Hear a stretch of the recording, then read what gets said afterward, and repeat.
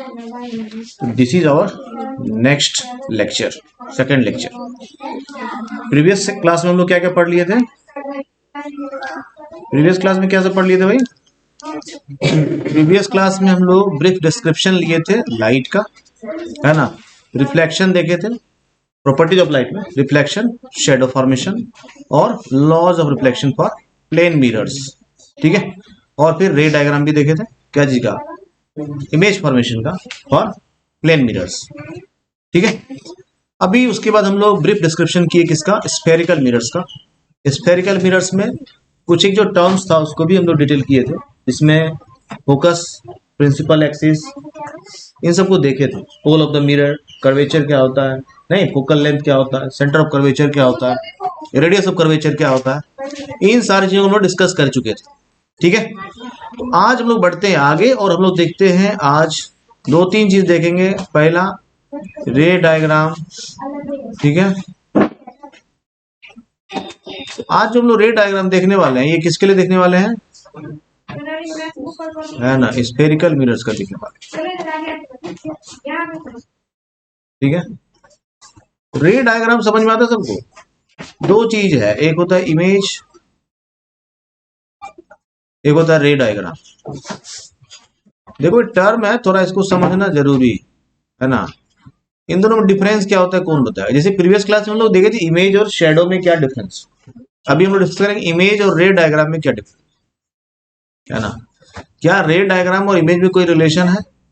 If yes what is it? क्या कोई differences है, क्या है, उसको भी डिस्कस करेंगे, ठीक है भाई। उसके बाद हम लोग देखेंगे laws of reflection for spherical mirrors, है ना। स्फेरिकल मिरर्स से अगर इमेज फॉर्मेशन हो रहा है, it follows certain set of rules, what are those, उसको डिस्कस करेंगे। उसके बाद कुछ एक स्लाइड्स हमारा है जिसमें हम लोग थोड़ा सा कंपेयर करके देखेंगे क्या प्लेन मिरर्स और स्फेरिकल मिरर्स में लॉज ऑफ रिफ्लेक्शन के बीच में कोई रिलेशन है क्या, है ना। इन सारे डिटेल्स हम लोग बढ़ेंगे आगे बारी बारी से, ठीक है। तो पहला है इमेज और रे डायग्राम। देखिए भाई ये जो है निश्चित तौर पर ये इसका क्या है, रियल डॉग है ये, है ना। ये क्या है, मिरर के in front of the mirror है, नहीं है, किधर है, in front of the mirror है। तो ये क्या है, ये ओरिजिनल है, और ये क्या है, इनसाइड द मिरर जो दिख रहा है क्या है, ये इसका इमेज है, ये इसका क्या है, इमेज, ठीक है। जैसे तुम क्या करते हो, जाते हो मिरर के सामने में खड़े हो जाते हो तो तुम ये हो, मतलब not comparing you with this animal, है ना। मतलब तुम्हारा पोजीशन ये है और तुम जो अपने आप को दूसरा देखते हो दैट इज दिस, अगेन समझ लेना है, ठीक है। This is merely an example. तो भाई ये क्या है, ये डॉग जो है ये ओरिजिनल है, ये उसका क्या है, मिरर इमेज बोलते हैं या फिर इसको हम लोग इमेज बोलते हैं सिंपल, ठीक है। समझ गए बात को, क्लियर हो गया। लेकिन क्या ये रे डायग्राम है इसका, ये इमेज है इसका, इसको क्या हम रे डायग्राम बोल सकते हैं? अगर इसको रे डायग्राम नहीं बोल सकते हैं तो इसका मतलब है कि रे डायग्राम और इमेज में कुछ ना कुछ डिफरेंस है ना। वो डिफरेंस क्या है उसको हम लोग समझते हैं। इसको जो है ना रे डायग्राम नहीं बोलते, इट इज इमेज। रे डायग्राम में भी हम लोग इमेज फॉर्मेशन ही दिखाते हैं लेकिन दैट इज नॉट एक्चुअल। तो वो क्या होता है रे डायग्राम, सुनो थोड़ा डिटेल्स समझेगा, ठीक है। तो ये क्या है इसका इमेज फॉर्मेशन, है ना। और जो देखो in front of the mirror जो है, जब भी कोई चीज को प्लेस करते हैं उसको हम लोग क्या बोलते हैं, ऑब्जेक्ट, है ना।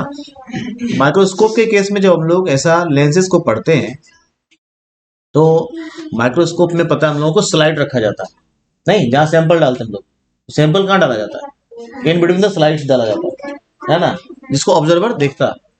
तो जहां स्लाइड डालते हैं ना वहां पर जो लेंस होता है उसको क्या बोलते हैं, ऑब्जेक्टिव लेंस बोलते हैं, है ना। समझ गए बात को।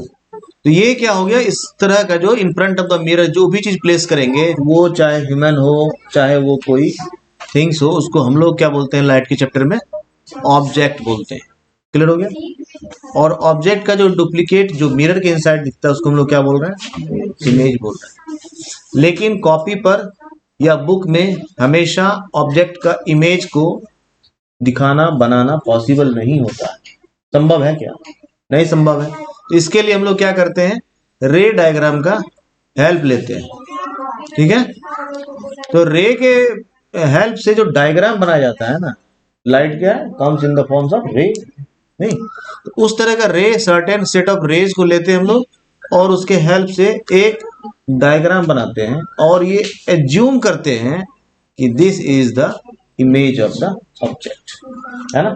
तो रे डायग्राम जो होता है वो एक्चुअल इमेज नहीं होता है, वो एक डायग्रामेटिक रिप्रेजेंटेशन। क्लियर हो गया। तो हम लोग थोड़ा सा उसको और डिटेल में देखेंगे, ठीक है।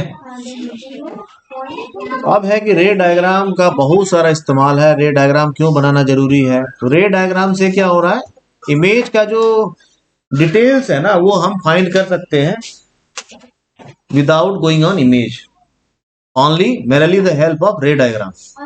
तो रे डायग्राम से क्या पता चलता है, nature of the image form, whether image is erect, whether image is inverted, whether image is enlarged और मैग्नीफाइड, ये पता चल जाता है किससे, रे डायग्राम से।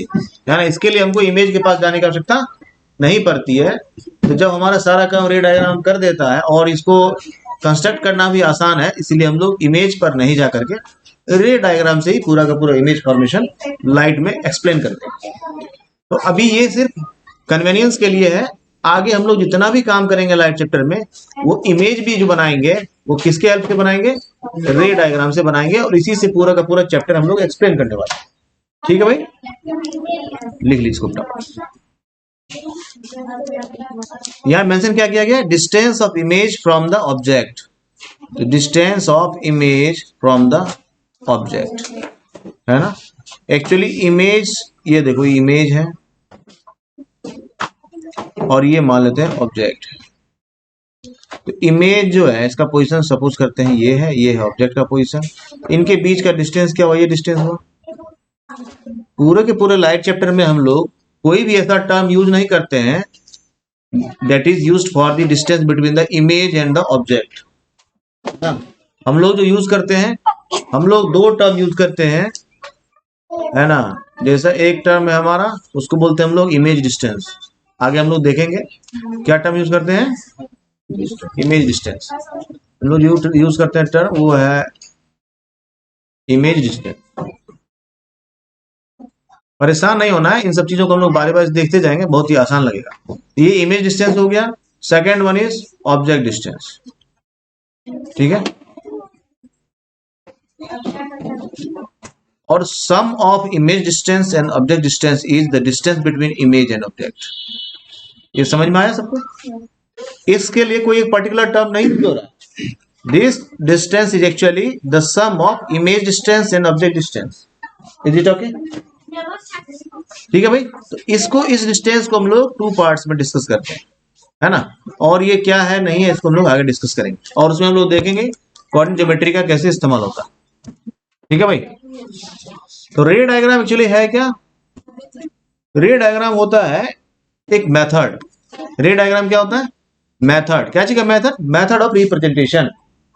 Method of representation for what, method of representation of image formation. ये क्या एक्चुअली, ये मेथड है क्या चीज का, method of representation of image formation.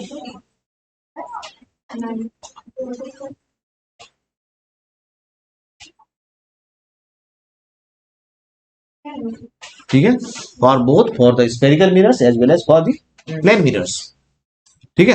ये क्या एक्चुअली मेथड ऑफ रिप्रेजेंटेशन है। देखना ये रिप्रेजेंटेशन का मेथड है, एक्चुअली नहीं है वो चीज, है ना, फॉर द इमेज फॉर्मेशन। अब इसमें इमेज फॉर्मेशन जो हो रहा है, इसमें क्या हो रहा है, इसमें हम लोग क्या करते हैं, पोजीशन को लोकेट कर सकते हैं, साइज को लोकेट कर सकते हैं, नेचर ऑफ इमेज को लोकेट कर सकते हैं। Nature of image means whether image is erect, inverted, enlarged, magnified, ठीक है, जो भी है, स्मॉलर देन द ऑब्जेक्ट। तो ये सारा नेचर हमको कहां से पता कर रहा है, पता चल रहा है रे डायग्राम से पता चल जाता है, ठीक है भाई। अब हम लोग कुछ एक टर्म है उसको समझ लेते हैं ब्रीफली और फिर हम लोग बढ़ेंगे आगे, जिसका आगे हम लोग को रे डायग्राम में जरूरत पड़ने वाला है। ठीक है, तो ये जो है, अगर तुम मिरर के सामने में खड़े हो और तुम्हारा फेस ऐसा ही दिख रहा है, इसको हम लोग बोलते हैं इरेक्ट इमेज। याद रखना, इसको कोई स्ट्रेट इमेज नहीं लिखेगा। This is actually called erect image in case of light. ठीक है, समझ में आ गया?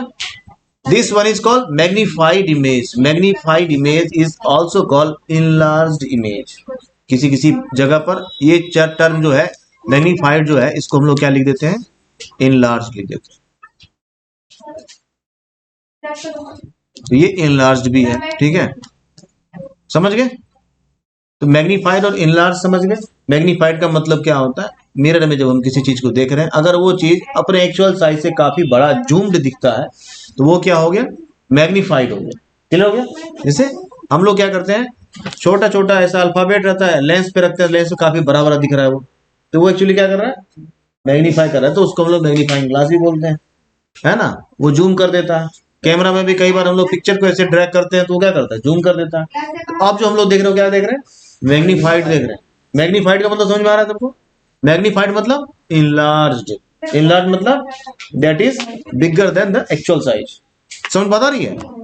चलिए भाई अगला देखिए। This one is called inverted image. इसमें ये बच्चा क्या दिख रहा है? उल्टा लग रहा है शीर्षासन कर रहा है। तो इमेज जब शीर्षासन करता हुआ दिखे तो हम लोगों को समझ जाना है that image is called actually inverted image. क्या बोलेंगे उसको? इन्वर्टेड इमेज बोलेंगे। देखो यही टर्म यूज करना है, इसके अलावा इससे कोई जो मिलता जुलता सिनोनिम्स है उसको यूज नहीं करना। ठीक है, these are the specified term used for the purpose of light chapter and ray diagram. ठीक है, इस तरह का जब भी इमेज मिलेगा उसको क्या बोलेंगे हम लोग? इन्वर्टेड इमेज बोलेंगे। Both inverted and erect image are straight image, इसलिए इसको स्ट्रेट नहीं बोलते हैं। ये भी स्ट्रेट ही है, ये भी स्ट्रेट ही। तो इसको बोलेंगे क्या? Erect image. इसको बोलेंगे, हाँ दिमाग में डाल के रखना है इसको कि शीर्षासन वाला इमेज इन्वर्टेड इमेज है, नॉर्मल इमेज जो है नॉर्मली जो हम लोग कर रहे हैं चल रहे हैं तो वो इरेक्ट इमेज। करेक्ट। अगला देखिए, इसको बोलते हैं हम लोग diminished image. Diminished image is actually the antonym of magnified image. Magnified image का उल्टा हो गया डिमिनिश्ड इमेज, है ना? हाँ, इसमें एक्चुअली क्या हो रहा है? इमेज छोटा हो जा रहा है। जैसे इसमें एक्चुअली इमेज बड़ा हो जा रहा है, इनलार्ज हो जा रहा है, मैग्नीफाइड हो जा रहा है। इसमें क्या हो रहा है? डी मैग्नीफाइड हो रहा है ना? छोटा हो जा रहा है, अपने एक्चुअल साइज से भी छोटा हो जा रहा है। आगे हम लोग देखेंगे भाई इन सब का इस्तेमाल भी होता है कि अब तुमको डिमिनिश्ड इमेज का क्या जरूरत पड़ेगा भाई, है ना? हर कोई जरूरत पड़ेगा उसको बड़ा करके देखने का, छोटा करके कौन देखना चाहेगा? जरूरत पड़ती है इसकी, हम लोग आगे देखेंगे, है ना? तो व्हीकल के केस में जब हम लोग रियर व्यू मिरर देखते हैं तो रियर व्यू मिरर में क्या होता है? इमेज जो फॉर्म होता है वो कैसा होता है? डिमिनिश्ड इमेज फॉर्म होता है। क्यों जरूरी है उसका? ताकि एक बड़े लार्ज एरिया को हम लोग मिरर में देख पाए, है ना? छोटे से मिरर में हम लोग बड़े लार्ज एरिया को देख पाए, इसके लिए इमेज का डिमिनिश्ड फॉर्मेशन जरूरी है, और ये हमारे लिए हो जाता है उसमें फ्रूटफुल। ठीक है भाई, ये टर्म सबको समझ में आ गया? इरेक्ट इमेज समझ में आ गया, मैग्नीफाइड समझ में आ गया, इन्वर्टेड इमेज समझ में आ गया और डिमिनिश्ड इमेज समझ में आ गया। ठीक है, लिखना चाहते हैं फटाफट लिख लीजिए।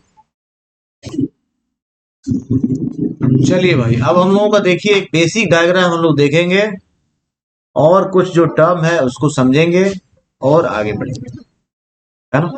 ये क्या है? स्केल नहीं, तो हम लोग अभी ले रहे हैं 12 सेंटीमीटर। सेंटीमीटर सब लोग को समझ में आता है? कितना लेंथ ड्रॉ किए हैं? 12 सेंटीमीटर। ठीक है, किसी को देखने में अगर दिक्कत है तो मैं इसको विजिबल कर देता हूँ यहां से। विजिबिलिटी है सबको? नहीं है तो ठीक है भाई, कितना है ये? 12 सेंटीमीटर।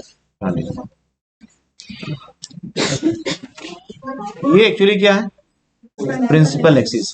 प्रिंसिपल एक्सिस को जिस दिन हम लोग डिटेल कर रहे थे उस दिन हम लोग समझे थे प्रिंसिपल एक्सिस क्या होता है। Actually is an imaginary line that passes through the center of curvature and pole of the mirror. Pole of the mirror. ठीक है, तो ये यूनिक लाइन क्यों था ये भी हम लोग को समझ में आया था, क्योंकि किसी भी प्लेन में अगर 2 गिवन पॉइंट्स है उससे पास करने वाला हम लोग कितना लाइन ड्रॉ कर सकते हैं? 1 and only 1, है ना? इस केस में हमारे पास 2 गिवन पॉइंट्स था, centre of curvature and pole of the mirror, and the unique line is called principal axis that actually passes through the center of curvature and pole of the mirror. ठीक है भाई। अब देखना ये 12 centimetre जो ले रखा हूं, इसका कितना पार्ट्स करना है? 4 पार्ट्स। तो ईच पार्ट का मेजरमेंट कितना हो जाएगा? कोई दिक्कत है? कोई दिक्कत है क्या? इसको अगर हम लोग एज्यूम किए हैं पोल ऑफ द, अभी पूछूंगा जिससे वो आंसर करना, ठीक है। ये क्या है? ये प्रोटेक्टर है, ये सबके पास होगा, है ना। देखो ये बता रहा हूं, इससे तुम बहुत कन्वीनियंट तरीके से सारा डायग्राम बना सकते हो। ऐसे तुमको लगेगा डायग्राम बनाना इसका बहुत टफ है, लेकिन इस तरीके से जब 2-4 डायग्राम प्रैक्टिस करते हैं तो तुम्हारे लिए हो जाएगा चुटकियों का काम। ठीक है, इसको हम लोग बनाएंगे चुटकियों का काम। तो ये जो है, अगर पोल ऑफ द मिरर है, तो हम लोग प्रीवियस क्लास में ये समझे थे कि अगर ये प्रिंसिपल एक्सिस है हमारा, तो अगर ये मिरर है तो ये पोल जो होता है, इससे जितना डिस्टेंस ऊपर होगा उतना डिस्टेंस। कोई समझने में परेशानी है? बहुत अच्छे। जहां अगर किसी को लगे कि नहीं ये थोड़ा दिक्कत दे रहा है तो हमको बताना है ना। चलिए आगे देखिए। ठीक है, अब इसके ऊपर ओवरलैप किया तो ये क्या बन गया? मिरर बन गया हमारा। नहीं, अब ये कौन सा मिरर बनेगा? क्यों बनेगा कनकेव? कन्वेक्स नहीं बन सकता। अभी तो पॉलिश हम किधर भी कर सकते हैं, है ना। तो मिरर जो है जब तक पॉलिश नहीं है वो तो एक प्लेन ग्लास की तरह, नहीं, जब उस पर पॉलिश कर देंगे तब वो क्लियर हो जाएगा whether it is spherical mirror, sorry whether it is convex और कनकेव। ऐसा है नहीं, अभी ये क्लियर है कि ये कनकेव भी होगा। अब बताओ ऐसा क्यों है? इसके बारे में एक क्लू जो है प्रीवियस क्लास में दिया था। नहीं, अभी फोकस भी ड्रॉ नहीं हुआ है, सोच कर बताना। प्रीवियस क्लास में हम लोग डिस्कस किए थे कि in case of image formation we are taking the incident rays as coming from left to right. Clear हो गया? ऐसा लिया था ना। तो अगर इसको कन्वेक्स मिरर बनाना है तो कन्वेक्स मिरर के लिए क्या जरूरी चीज है? कन्वेक्स मिरर पे अगर रे इंसिडेंट कराना है तो रे किधर से आएगा? हमेशा लेफ्ट टू राइट आना है। उसके लिए मिरर का अगर पोजीशन ऐसा होगा वो हमेशा क्या हो जाएगा? कनकेव ही हो जाएगा। अगर हमको कन्वेक्स लेना है, ये तो फिक्स है, इसीलिए हमको कन्वेक्स जब भी लेना है तो कैसा बनाना पड़ेगा? ऐसा बनाना पड़ेगा। समझ बात आई? अब तुमको एक क्लियर हो गया। अभी तक मिरर में पॉलिश नहीं किया लेकिन फिर भी एक क्लियर कट है, ये क्या होगा? कनकेव ही होगा। समझ में आया क्या होगा? है? ये सारा कन्वेंशन तरीका तुमको अभी से दिमाग में रिकॉर्ड करते जाना, है ना। ये तुम्हारा आगे बहुत सारे कॉन्सेप्ट को कर देगा बहुत इजी। समझ बात आ गई? यानी ये कन्वेक्स मिरर होने के लिए जरूरी है उसका इस तरह से होना जरूरी है। ठीक है, तो इसको इधर हम लोग पॉलिश कर लेंगे, ये कन्वेक्स हो जाएगा। अब इसको इधर पॉलिश कर लेंगे, कनकेव हो जाएगा, है ना।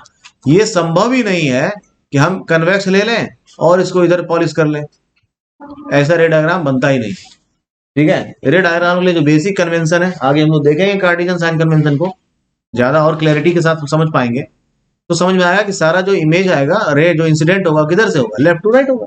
इस पे कैसे लेफ्ट टू राइट इंसिडेंट कराएंगे? Is it possible? नो। तो समझ में आ गया कौन सा होगा? ठीक है, तो अब हम लोग क्या करते हैं, इस पे पॉलिश कर देते हैं। कनकेव मिरर के केस में प्रीवियस क्लास में डिस्कस किए थे कि concave mirror is a part of hollow sphere that is polished outside. तो आउटसाइड इसका पॉलिश कर दिए, इनसाइड इसका रिफ्लेक्टिंग सरफेस हो गया, तो ये क्या हो गया? हमारा परफेक्ट कनकेव मिरर बन गया। ठीक है, क्या बन गया? बहुत अच्छे। ठीक है, अब ध्यान देना है कि अगर इसका, अब जिससे क्वेश्चन पूछूंगा वही आंसर करेगा, है ना। ऐसा एज्यूम किया हूं कि 2 सेंटीमीटर पर इसका फोकस है। कितना पर है? तो इसका सेंटर ऑफ कर्वेचर कितना होगा? कितना डिस्टेंस पर होगा? या रेडियस ऑफ कर्वेचर कितना होगा? जल्दी बताइए। 4 सेंटीमीटर होगा। प्रीवियस क्लास हम लोग डिस्कस किए थे रेडियस ऑफ कर्वेचर और फोकल लेंथ में। ये जो डिस्टेंस है एक्चुअली क्या है? Distance between F and P, it is focal length. नहीं, फोकल लेंथ को हम लोग एफ से डिनोट किए थे ना। ये क्या था? फोकल लेंथ था। देखो भाई, जो भी क्लास में चलता है ना उसको लिखते हैं तो घर जाकर के एक बार, है ना, गो थ्रू करना, उससे तुम्हारे दिमाग में परमानेंट हो जाएगा। Focal length is what? It is the distance between F and P. ठीक है, और जो रिलेशनशिप था in between R and F वो क्या था? R/2 equal to F. यह था, या फिर 2f इक्वल टू r, है ना। तो इस केस में अगर जो distance between f and p 2 centimetre है तो r किस जगह पर लोकेट करेगा? At the distance of 4 centimetre from p। Is it okay? अगर किसी को कोई चीज समझ में नहीं आएगा तो बताना है, ठीक है भाई। तो अब क्या हो जाएगा, यहां पर क्या आ जाएगा, c हो जाएगा centre of curvature, and the distance between c and p is called radius of curvature. कोई दिक्कत है? अगर किसी को समझ में नहीं आया ये चीज तो बताइए भाई। ये चीज किसी को समझ में ना आया हो तो बता सकते हैं। समझ में आ गया? तो कभी भी इमेज फॉर्मेशन जो करना है उसका टेक्निक बताऊंगा, और कि कैसे तुम्हारे से इमेज फॉर्मेशन में मिस्टेक ना के बराबर होगा। इसको जो लोग ड्रॉ करना चाहते हैं फटाफट ड्रॉ कर लीजिए। देखो भाई, कॉपी में इमेज ड्रॉ करने का एक टेक्निक होता है, उसको हम लोग थोड़ा समझते हैं। सबसे पहला काम क्या करना है इसको समझिए। पहले एक लाइन ड्रॉ कर लेना है, उस लाइन को इमेजिन कर लेना, प्रिंसिपल एक्सिस हमारा बनने वाला है, ठीक है। और अगर तुम्हारे पास कोई ऐसा टूल नहीं है फिर भी इमेज बनाना है, बहुत अच्छा से बना सकते हैं, रे डायग्राम बनाना है तो उसका टेक्निक होता है ये बना लिए। एक जो है बहुत लाइट पेंसिल से एक परपेंडिकुलर ड्रॉ करना है। परपेंडिकुलर इस तरह ड्रॉ करना है, सपोज करते हैं अगर ये हम लोग 4 सेंटीमीटर ड्रॉ कर रहे हैं तो 2 सेंटीमीटर अपवर्ड 2 सेंटीमीटर डाउनवर्ड, ऐसा कर लेंगे। ये दो काम बहुत आसान हो गया। एक लाइन ड्रॉ कर लिए, इस पर एक परपेंडिकुलर ड्रॉ कर लिए, ठीक है। ये जो है थोड़ा लाइट होना चाहिए, ठीक है, ताकि इसको इरेज कर सके बात, ठीक है। और ये जो तरीका है ये तुमको मिरर के केस में भी हेल्प करेगा और लेंस के केस में भी हेल्प करेगा, ठीक है। मिरर के केस में क्या है कि बनाना तो थोड़ा आसान है, हाँ भाई समझ में आया।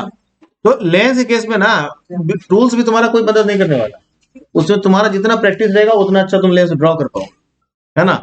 तो ये बना लिए। अब हमको क्या करना है, कनकेव मिरर बनाना है ना। तो जस्ट ड्रॉ। अब देखो यहाँ पर भी एक रेफरेंस तुम्हारा ये हो गया, है ना, एक रेफरेंस तुम्हारा ये हो गया, और एक रेफरेंस यहाँ भी ले लेना है, पहले ही ले लेना। 3 रेफरेंस ले लिए, ये बिना टूल्स के हो रहा है, इतना काम है, बहुत आसान। अब क्या करना है, just draw dotted lines like this, यहाँ मिला दिए। उसी तरह से फिर यहाँ से इसको भी मिला देना, ठीक है। जब ऐसा डॉटेड लाइन ड्रॉ कर लिए तब इसको परफेक्ट ऐसे मिला दे, है ना। इसमें तुमको कोई प्रोटेक्टर की आवश्यकता नहीं पड़ेगी, कुछ भी नहीं पड़ेगी। उसके बाद जो है इसमें पॉलिश कर देंगे, ठीक है। उसके बाद इस लाइन को क्या करना है, इरेज कर देना, क्योंकि ये तो हमारा एक हेल्प के लिए लिए थे, ठीक है। इसके बाद इसको इरेज कर देना। तो ये क्या है कि बिना किसी टूल के तुम्हारा बनने लगेगा, 2 4 5 बार प्रैक्टिस करोगे अच्छा बनने लगेगा, ठीक है। और कोशिश करना चाहिए कि फ्री हैंड डायग्राम ही बनाने का प्रैक्टिस करें। समझ गए बात को? फ्री हैंड डायग्राम, क्योंकि डायग्राम तुमको 50 बार बनाना पड़ेगा, तो जरूरी नहीं कि हमारे पास हमेशा टूल्स का यूज करें। दूसरा, कुछ एक टेक्निक और भी है जिसको हम लोग बाद में डिस्कस करेंगे कि किस जगह पर कब फोकस लेना है, कब सेंटर ऑफ कर्वेचर लेना है, और कहां पर इमेज कैसे बनाना है, उसके लिए क्या टेक्निक है, ठीक है, ताकि तुमसे मिस्टेक ना हो। उसको हम लोग देखेंगे बाद में, आगे बढ़ते हैं। ये लिख लीजिए सब लोग। चलिए अभी हम लोग थोड़ा देखें relation between the laws of reflection for plane mirrors and spherical mirrors. इसको थोड़ा सा समझना पड़ेगा, इसीलिए समझेंगे अच्छे से लोग को, ठीक है। थोड़ा फ्लैशबैक में जाते हैं। जो laws of reflection for plane mirror था वो क्या था?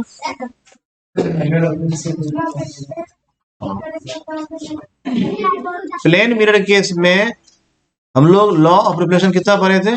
2। We have 2 laws of reflection. देखिए भाई, बहुत सारा बुक्स है, बहुत सारा जगह है, ये लिखा रहता है कि these 2 laws are laws of reflection for plane mirrors, है ना, image formation for the plane mirrors. And these, अभी हम लोग आगे देखेंगे उसको, 4 और 5 laws. These are the laws for the reflection of spherical mirrors. लेकिन जो लॉ है एक्चुअली, लॉ ऑफ रिफ्लेक्शन जो है वो 2 ही है ना। जो लॉज ऑफ रिफ्लेक्शन हम लोग प्लेन मिरर्स के लिए पढ़ते हैं ना, those laws are only laws for the laws of reflection, है ना। स्फेरिकल मिरर्स के लिए जो पढ़ते हैं ना वो उसी का बाई प्रोडक्ट है। कैसे है इसको समझेंगे, है ना। तो इसके लिए समझने के लिए कुछ एक बेसिक चीज है, उसको समझते हैं। हाँ भाई देखिए, इसको थोड़ा सा कुछ कुछ समझना है। जैसे अगर ये एक कर्व है ना, इस पर जो है इस पॉइंट पर हमको डायरेक्शन फाइंड करना है, इस पॉइंट पर डायरेक्शन फाइंड करने के लिए हम लोग क्या तरीका अपनाते हैं, कोई बताएगा? जैसे एक लाइन है, मान लो कोई भी लाइन है, ये लाइन है, इसमें इसका डायरेक्शन पता है ना, या तो इस डायरेक्शन में होगा या तो इस डायरेक्शन में होगा। एक लाइन के केस में 2 ही पॉसिबल डायरेक्शन हो सकता है, लेकिन एक कर्व के केस में हर एक पॉइंट जो है ना वो डिफरेंट डायरेक्शन को शो करता है। ठीक है, नहीं पता तो इसको जानिए। सपोज कर लो ये एक कर्व है, तो इस पॉइंट पर एक डिफरेंट डायरेक्शन, इस पॉइंट पर डिफरेंट डायरेक्शन, इस पॉइंट पर डिफरेंट डायरेक्शन, हर पॉइंट पर डायरेक्शन क्या हो रहा है, चेंज हो रहा है ना। जो लोग मोशन पढ़े होंगे उनको पता होगा, है ना।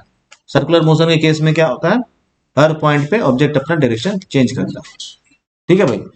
तो लाइट के केस में हम लोगों को अगर किसी एक पॉइंट पर परपेंडिकुलर ड्रॉ करना है कर्व में, तो उसके लिए क्या टेक्निक अपनाते हैं, है ना। जैसे ये कर्व है, मान लेता हूं ये एक कर्व है, तो इस पर इस जगह पर मान लो परपेंडिकुलर ड्रॉ करना है, तो कैसे करेंगे?